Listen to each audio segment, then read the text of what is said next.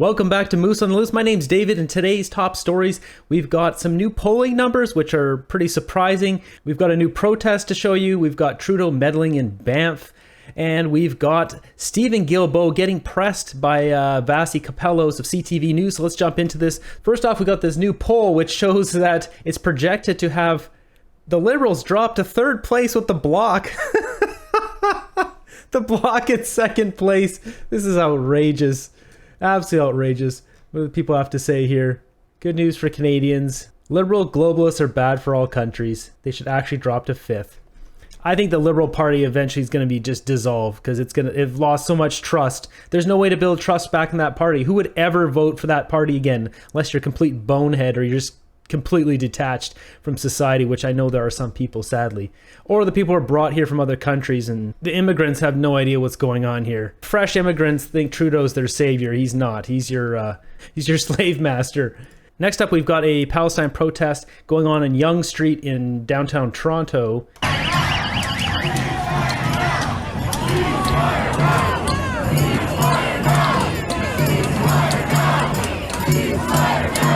So it looks like a big turnout. That's got to be at least, 150 people?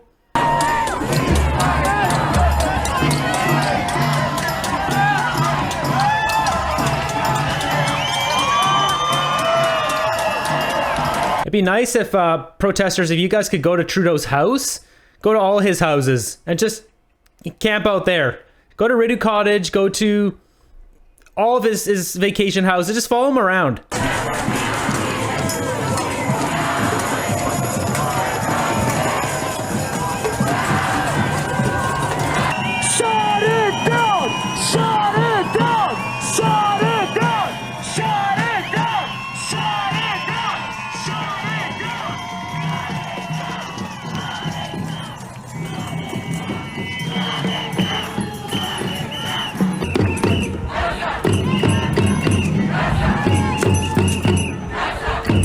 At this point, I'm desensitized to seeing these things. They're just going on so often. Let's jump into the next one here. We've got Justin Trudeau. Trudeau government prohibits Banff from building a new ski gondola. So apparently they have rejected building a new ski gondola twice. And where does it say here? Proposed project was aimed to replace the chairlift, the North American chairlift that was constructed in 1948 and last upgraded 48 years ago. This is, maybe there's a safety issue going on there. I don't know. I don't want to sit on a chairlift that's when it was originally built. Needing federal approval due to the gondola being located in Banff National Park, the approval has been turned down twice by the federal agency now. Their latest rejection relates to concerns that the project may violate legislation that's meant to protect the park's natural environment, including increasing parking space and building more retail shops and restaurants. So the owner of Mount Norquay here called the decision a spurious concern, saying the project is fundamental to making the multi-module transit hub economically sustainable. She stated that the Parks Canada has made 6 errors in the assessments to the project while also confusing the proposal with the previous one. We took on these projects to reduce congestion as a result of Parks Canada's failure to address vehicular traffic. This failure has been detrimental to both ecological integrity and visitor experience in the park. Trudeau's put the boots to this project, and heads up for anyone going to Lake Louise this year, they've jacked the parking rate again. I went there last year, it was like $22 to park, which is up from like $18, which is up from $10. Now it's, I think, $32 to park there. Maybe have like a system where Canadians can park for free or for, $6 or something, and then charge the tourists like $55. Why don't we do that? Why don't we stop punishing Canadians? Next up, we got here this bonehead, Stephen Guilbeault, being questioned by Vasi Capellos. She really presses him on this interview, and he, as you might expect, will come up with more dumb answers. But at this point in time, given the affordability struggles, like you highlight many of those using home heating oil are facing, would it not be worth considering pressing pause in this instance? No, it wouldn't, because we can't put a pause on climate change. And what Pierre Poilievre never talks about is the fact that people right now, 8 out of 10 Canadians, families, get more money back than they pay in carbon pricing. So the richest among us don't, the people who pollute the most. So if we were to do that, we would actually hurt people economically while they're struggling. It wouldn't help them at all.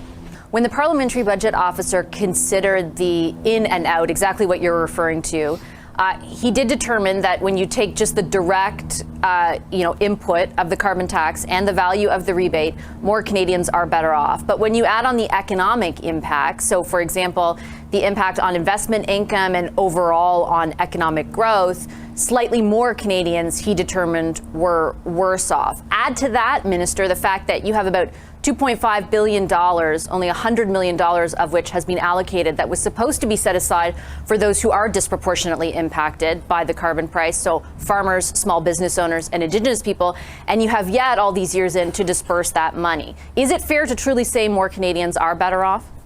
Absolutely, it is. The parliamentary budget officer, and he did some interviews this week, is the first one to recognize that this analysis is a partial analysis. It doesn't take into account the economic benefits of growing renewable and clean tech industry and the investments that we're doing in electrification of transportation. The parliamentary budget officer is the first one to recognize that his analysis doesn't take into consideration the cost to Canadians of climate change. And in terms of farmers, we've returned more than $1 billion of federal investment to help farmers reduce their carbon footprint, to reduce their pollution in the last 2 years. There is a portion of the money that we still have to return for small and medium-sized businesses and to Indigenous communities, and we're working to do that, and this will happen in the coming months. But with respect, Minister, that money has been set aside since 2019. Those small businesses are telling your government and us frequently how difficult things are for them at the moment. It's not nothing. It's 10% of what you've taken in through the carbon tax, and so far you've dispersed just $100 million of that. Just imagine having 10% of your income taken from you and you don't get that back. They're just holding it. Like, there's so many businesses that have gone out of business since 2019. Through the pandemic till now, maybe they could have survived actually having that 10% back. These thieves are they're a disgrace to our country. They will go down in the history books. We will write it in there as the ones who invited and saluted the guy in the House of Commons. They will be wrapped up in that kind of blanket for all eternity. And then I just wanted to look ahead, if you could, for a moment, Minister, to what the future looks like, because you know that this will form a big part of the political debate going forward and heading into the next election. Right now, the plan that your government laid out post-2019, the 2019 election, got us to 2030 and the targets that you set out to 2030, and that is when the price on carbon will reach $170 a ton. Do you intend for that price to continue to go up, since you do see this as such an integral part of your climate policy beyond 2030 to help Canada reach its 2050 target? So we haven't made a decision on that. We've started consultation to prepare the next phase of emission reduction, so post-2030 in Canada, in fact, going to 2035. Those consultations are ongoing. Canada will need to make a determination by next year, as per our United Nations commitment, to set those new targets for 2035. We will need to do that by next year, by 2025. We will continue increasing the rebate so that 8 of 10 Canadians can continue receiving more than what they pay, but no decision has been made as to what would happen after 2030. If you think, given the arguments your government has put forth, that the consumer side of the price on carbon, which the Climate Institute this week said was accounting for 8 to 9% of reductions in emissions by 2030, or projected to by 2030, if you believe it to be a key ingredient beyond 2030. If there's a measure somewhere that someone can point to me that will help us to achieve at least 10%, if we're talking about the fuel charge, of our 2030 targets, at no extra cost to consumers. It's revenue neutral. Whatever we collect, we send back. If there's a measure like that lying around under a rock somewhere, someone needs to show it to me, because I haven't seen it. Is that certainly the case, though, especially when you take into account what the Climate Institute pointed out this week, that the industrial side of the carbon price is 3 times as effective? Could you not strengthen measures on that side? And just to sort of add to that, I know that you're talking about Pierre Poilievre, but he isn't the only, and I understand your criticisms there, but he isn't the only politician saying a consumer price on carbon isn't necessary. Many of your progressive allies, like Premier Wab Kinew, like the leader of the Alberta NDP, Rachel Notley, like Liberal Bonnie Crombie, like Liberal Andrew Furey, all of them are saying the same thing as Pierre Poilievre in this instance. Fighting climate change is hard. And the easy thing to do would be to cave in and say, okay, we won't do that. But if we don't continue putting in place measures to fight climate change, then it means more Canadians being impacted by heat waves. How many tens of thousands of Canadians had to be evacuated across the country last year?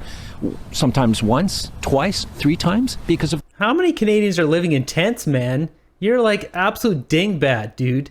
You will go down as like the biggest skid mark on Canadian, the Canadian Parliament ever, man. You're the biggest skid mark in our country. You just reek of corruption.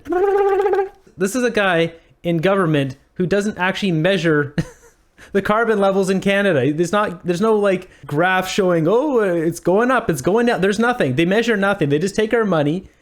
They give some of it back and they say, oh yeah, you got it all back. And it turns out, no, they actually took an extra $2.1 billion and didn't give it back. Where's the paper trail of that, guys? The forest fires. Nova Scotia, worst forest fires in the history of the country. Worst droughts in the history of the country. Worst tropical storm in the history of the country.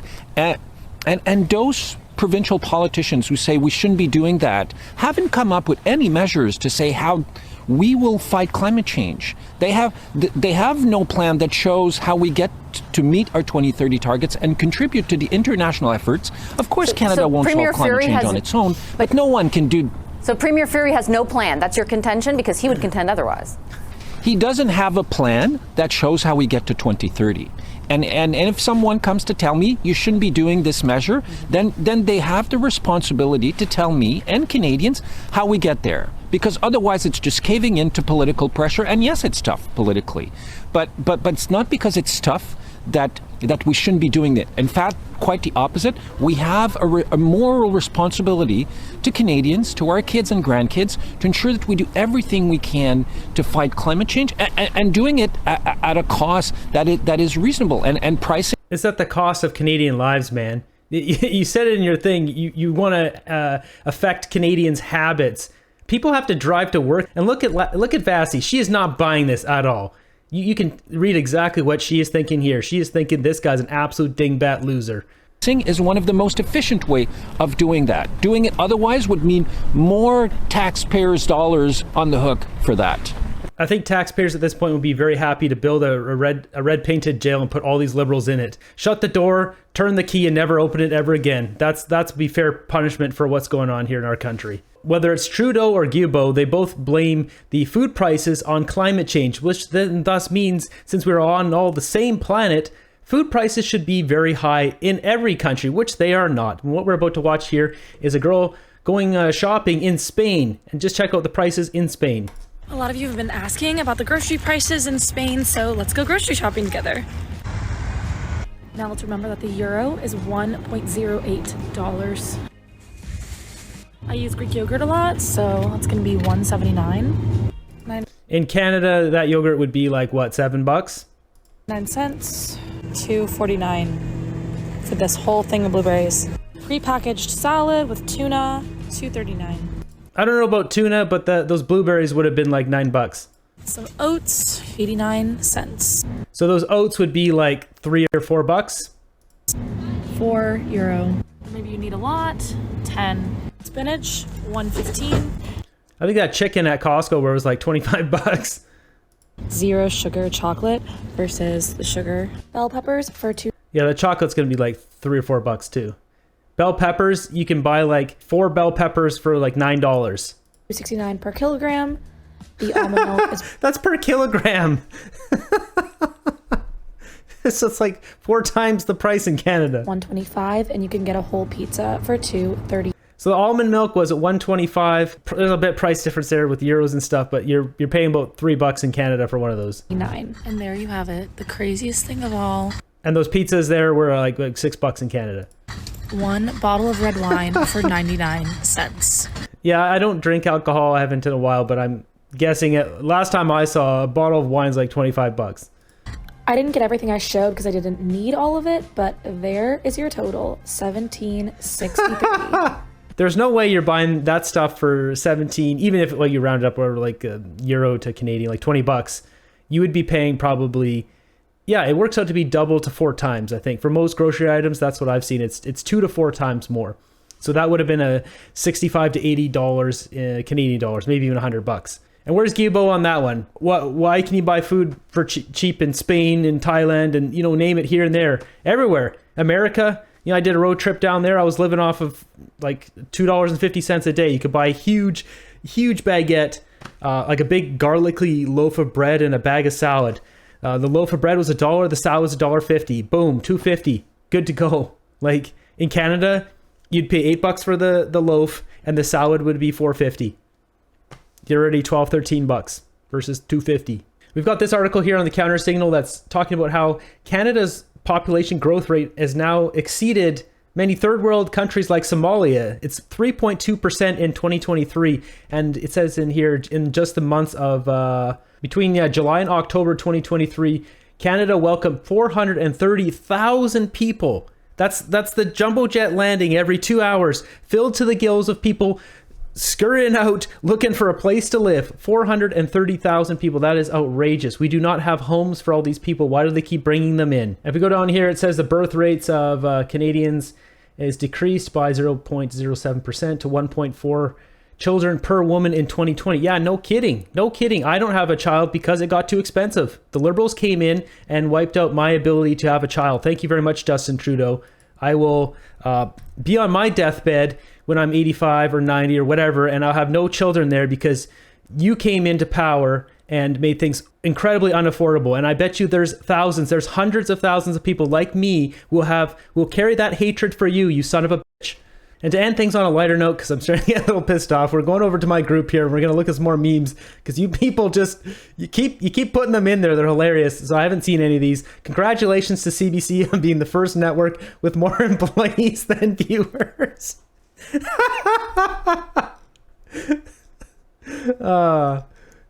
Coming soon.